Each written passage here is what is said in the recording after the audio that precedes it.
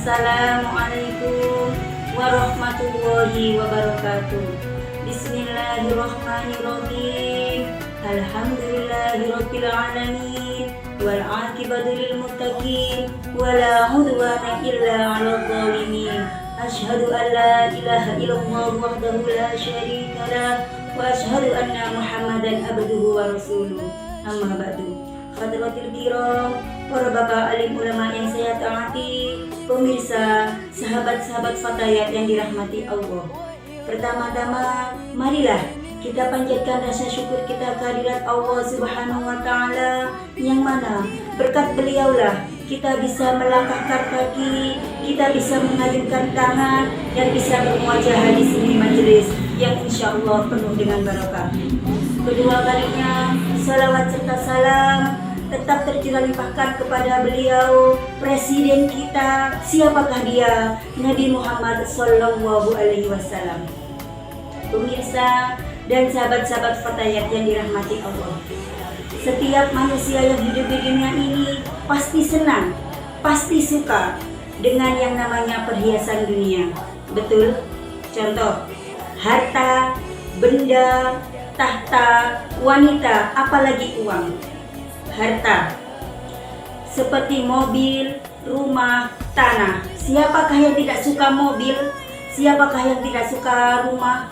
Sekarang tahta, segala macam yang berhubungan dengan kekuasaan, seperti jabatan sebagai presiden, jabatan sebagai DPR, jabatan sebagai MPR. Siapakah yang tidak suka itu semuanya? Wanita, apalagi uang.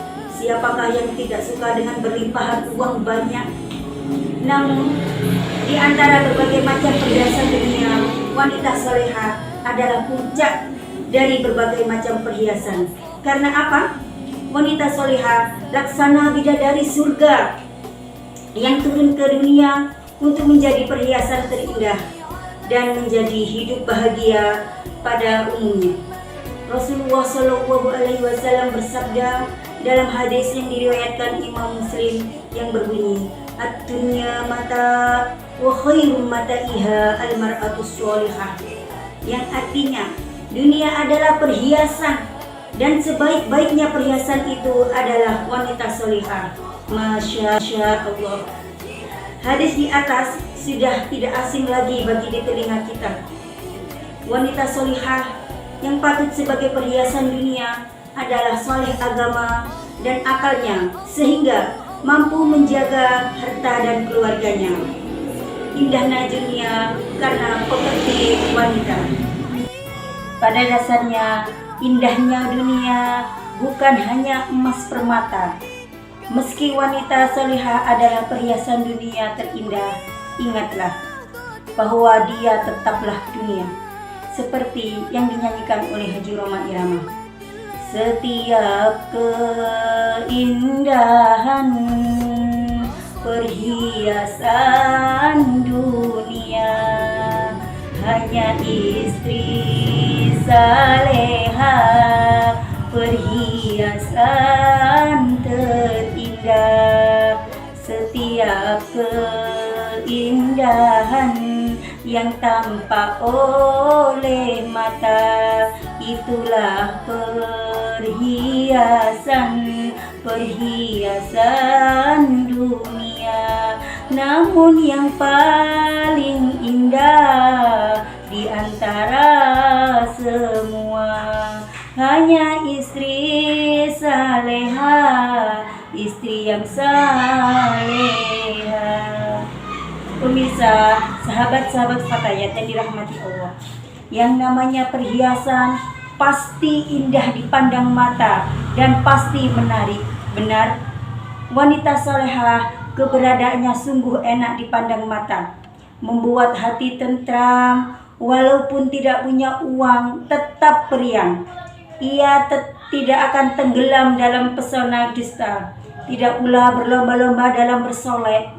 Dan penampilannya pun sederhana. Make upnya adalah basuhan air wudhu, tidak perlu pakai make up MS Glow, tidak perlu pakai pemutih.